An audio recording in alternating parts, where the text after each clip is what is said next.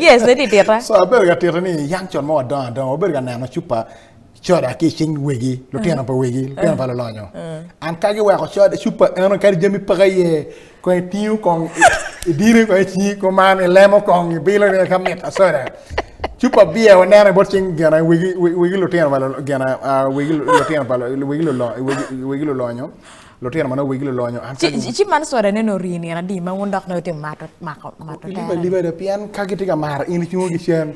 No I deng ni ko Core and top cow por top si patchy style where get in the chalagong dear manak Pierre Pico better me choco and pass any so can you know super on a mere kong it din kong car me ejar or en ngoma johnny the long dig a matter any so kadon kumbit in cam car rook a command no not here for that you not away quote manaka john better and come down about jam but what sort of a day marma duan tower became merva willy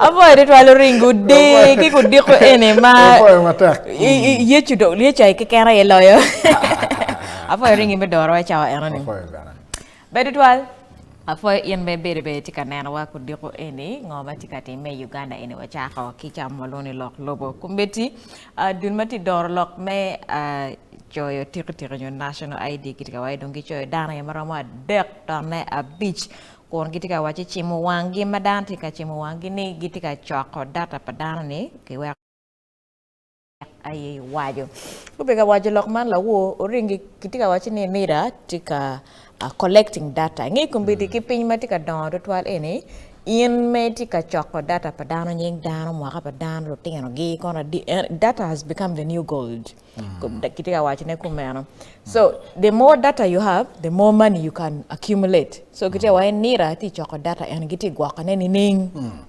ya apera tek ni gamente mello ba chelo mero o nge anga ge magitika ko lo ani anga ge magiti anywele lo me Uganda gi kome anga gi maginywala ganywala lo me Uganda guri kware go biro gatemo biachara chalo Indians pole genno ngiti jomo kanti anywele lo me Uganda pian non kware go biro chon manonge registering chala anywele lo me Uganda pira tak mero gi nge category ani pira tak mero nge category pa jomone magen gen Gudony ento puri status gi ngeo ne tek kono giti jo mena ko genti Uganda nyu giti wa Rwanda ajme na ono bedo tie karba pol karla dir bino kata executive order ba kwa ko lokum mino tikitire ID ka chel ki passport ki ko di jo anone so government take right take it where according to the constitution of the Republic of Uganda it mandates government me temo en national census ma pera tek oni ario ana mio en tikitere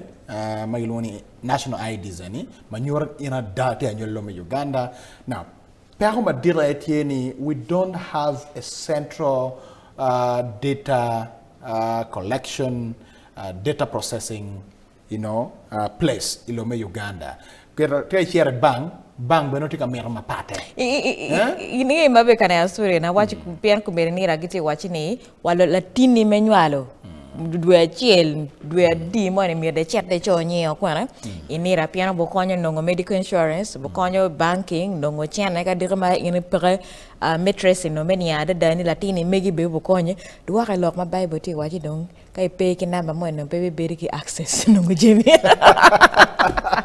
lok me kwan gero chako chon karbe karba Yesu wero ki kwaro daro pian ke kwala ki Yesu sama ke berka Bible wajo ni giberu fanero berka yenyo en lutiano mer kwan lutiano macho wen kono mission bera ngo pegi ngeo karo ke kwala ki latian Yesu census yes berka temeni so one bere lo Uganda kan pere tekni government mi lo Uganda mi rongi weldana di matilo mi Uganda kero budget magi kata kere mo ke mo hane gi planning according to the population unfortunately I did not see any match between the budget magi kata kere mo hane ka chel ki population mabena uboso kata kere because mo hakar mano food pegi kwano dano budget mi lo Uganda over a trillion Pierabero we are here ton here man bana this time budget for better the same 72.3 trillion maybe make a billion more no so nyurni how is the government using this data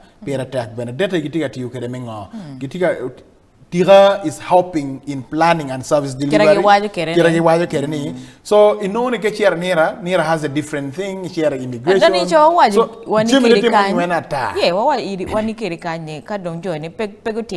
duplication of work because man chana make care renewing of national IDs in watching a trillion adi. Yeah, it's around it's in trillions. Yes. Yeah, in trillions. Yeah, exercise in Dan market give me team exercise and kono ke team data anyway bit connected to passport, Nira to banks. Where in don't pay chair don't got dira mala don't passport to expire. Ke kwan data ni kibot Nira because the data is already there. Yeah.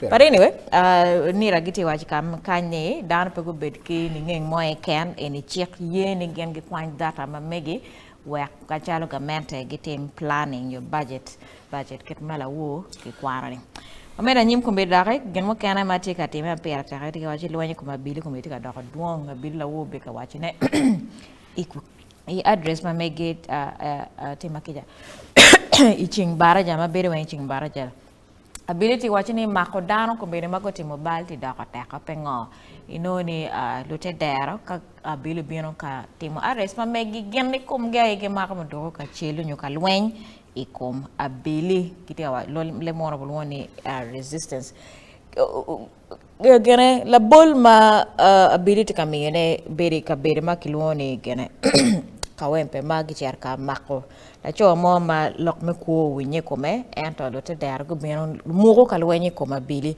angeni chek pe yeni in latte there any luanyi kumabil actually that is another fence in itself ilo pamunika ini iguru igoya bili on duty that is a crime on itself so in Uganda kanka be wamerda sensitization and we betie pian technically a bili are supposed to keep law and order he can again be chao can gitor do ko ri mamegyo Emma, that comes back to what we call the what ikiam annually lobo Uganda lo teach magiana bili kachel ki court nyoke judiciary. The reason mi nano dano cha mo kana gi chako lwenye ko bili achel ki ket mano bili ne gi cher kere ka mak. Ko di tim mo ne ma bili cher ka mak gano chala kono gi cher ka mak ngat mo I don't know kiro mera wa kede. Miro geko. Huh? Go gently to this person. First of all, by procedure me teach ma megi kagi biro ka mako an ringi eni. Me a shell no mero kongi chera bo LC. Huh? Arrest warrant magi wa arrest warrant no mero ability no producing. Ni I am so and so detective so and so a biro but in me luongi pena maha you go and call this person make your station can making statement on this allegation magi kere come you ability peki right momi maki in a manner ma nano ke magi ma ko dan yes pange pengo piana mak ma wana ma terrorizing ay mak pa dan ma no gitika jemo e good and people mak kere mego angry to nawe you ma poporama is inhuman ma cha kane you can't help but resist piano wangi gen mo ngi ma betine an ka tiki lok moy ko ma kwero a chero e bot police are reporting case. Now, case on the mirror detective money taking up. Now, detective magi luongi ne CID any and teacher me yenyo kamoringi tie ye. Me a chel peda me maka ko amara. He has first to do investigation. Menya hadane nyo ring. Manu food pay ma ringi because can a maka tap you have evidence to pin me to the crime ma imaka pere any. You cannot arrest me, detain me for 2 weeks. A police cell, a central police station, make Kampala. As you do investigation. That is totally wrong. Because at a certain point, mirti kera make no more evidence. More evidence. But I think at time of sensitization, mete both Bora Billy, gena gilone gena capital development. When Kenya mechi adaringa, ifonyo jomo en madong ti dog teach giba, era mirgo improving dogu code ma megi dog teach ma megi pianji lake. Ki bena dong lute der kabem jomo kana pegenge ni in me resisting arrest is also another thing altogether. But also beki chim wangul police ne kit you ngo ma inti mako kere dano inero inhuman mark bene wako kera la bal money be chako jam chako resisting so phone mete on both sides la wo launching project mo Sepil is one of the organizations magi konyo dano me no phone te me check ka shell ki ALP advocates man ki alupili da pat they are going to come together me fonyu dano ilok makwako loko presumption of innocence te lokati ango pien watika nenlo me Uganda dano gitie ka top or gang jailer pi a shell no pegiter gi bene court ario gitika ker pram up charges wi gi mari me ata lu gangu bene pegi nyuru lu gangu ni ngat mom manye command wati ko mako tie botwa bin botwa and that is the problematic erika bilimelo in Uganda kage mangaki kampara kan there's no ability more would make a public announcement ni yemba o ring Dennis dar makama command wati ko mako and on charge of command kiboli mer yangija kado ngangari ni mo peme pokori it dobe yangija kiramira wajni kari luzera prison la chenchani committee men ligo gen go chair prison ginoni la cho mono rimwa ka piera rio ya bero ma peut o ikot ma be kesa pegi winyo kenen anoni so enti kuri dan mo magi ma ko ka be no wate be no pere me lu pokore jumo kenen ge yubo be no ge yubo liel nyoge goro liel pelo gang pe no ge ko ngato no wa ka piera rio pengat peramonen kama ngiye me gena lem wono bulwoni civic right eni gena pertek in mire niang ne la bal money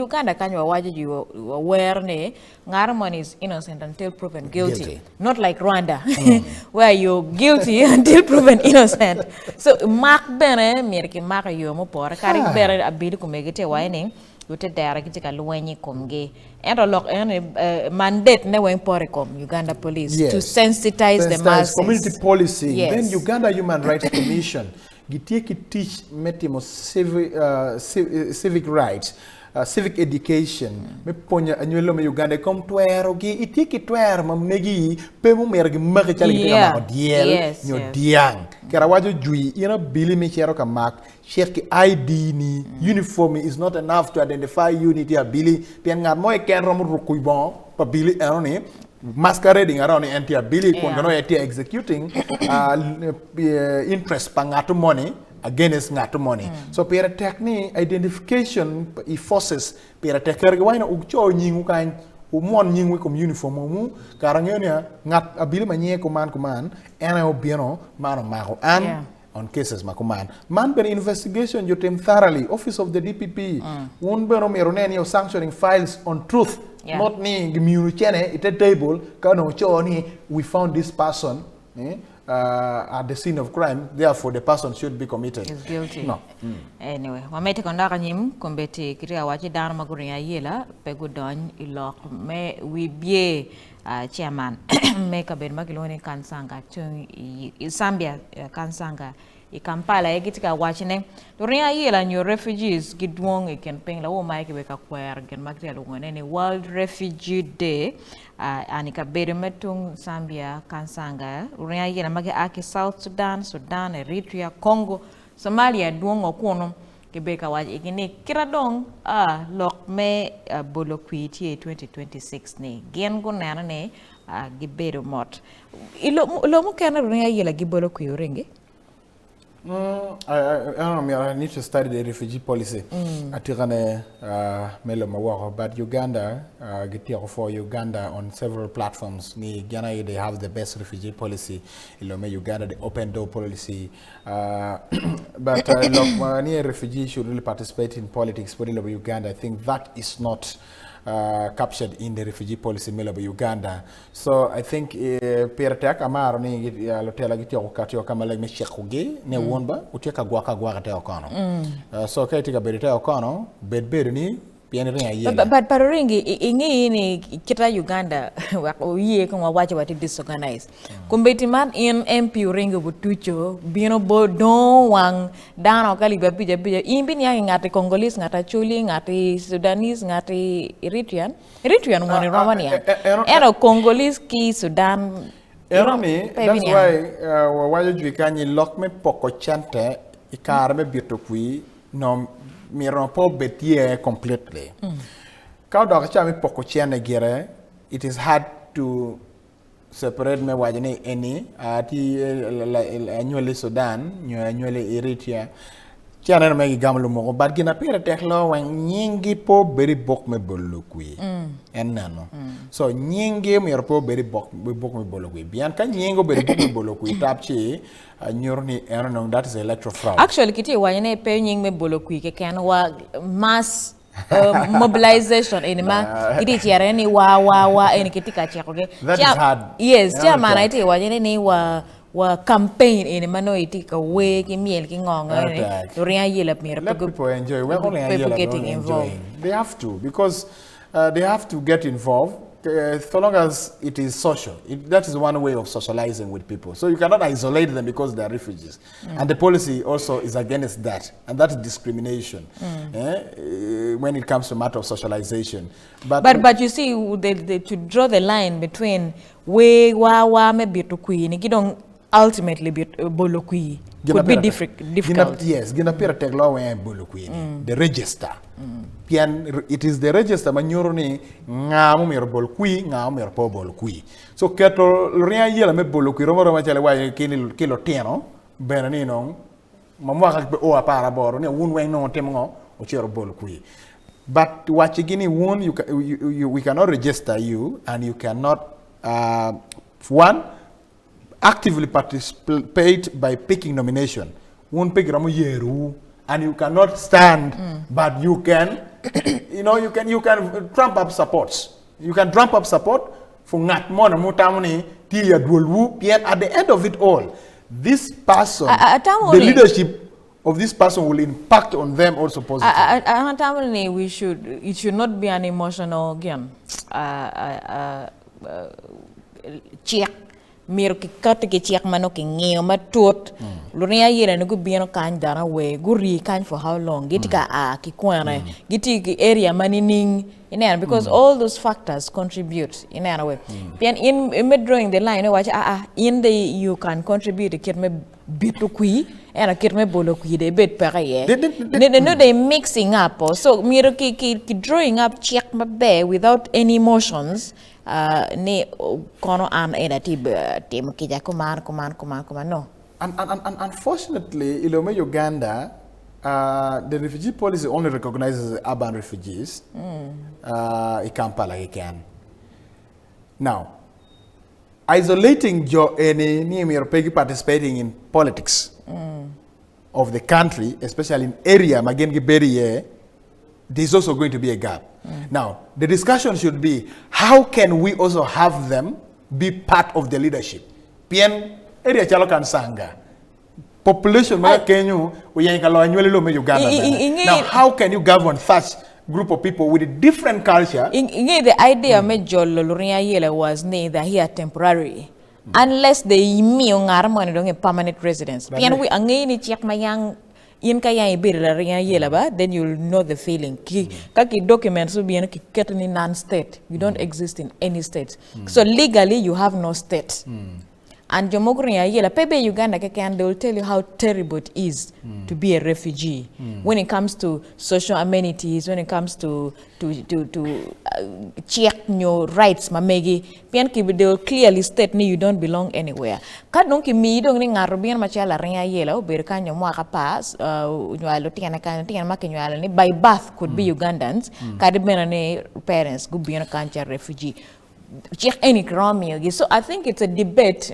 So many factors have to be proved. How do they also govern themselves? That's another question. If they are not supposed to participate in the politics of the country, so give freedom because if you just leave them at large, it will also come with other problems. Anyway, kumbe kita chako wang lu chui gana Guringo Ayela ni ket madong lok me Wibye ti chaka 2026 ni kunera ni pegu donyo iye. Wati temu nyak na kan tamo mwa gera wani kero ringi amir kongwe yue matili kada konen International News.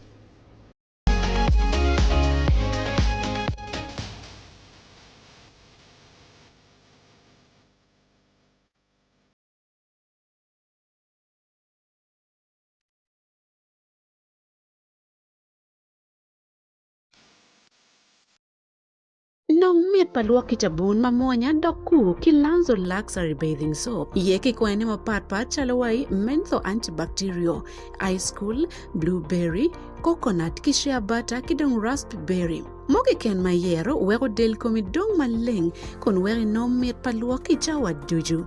Lanzo Luxury Bathing Soap, the ultimate refreshing feel. Luchatone aye chapa General Enterprises ginong dukan number deki Rafik Building Ichikubwe Kampala. Nong Lanzo Luxury Bathing Soap idukan ki supermarket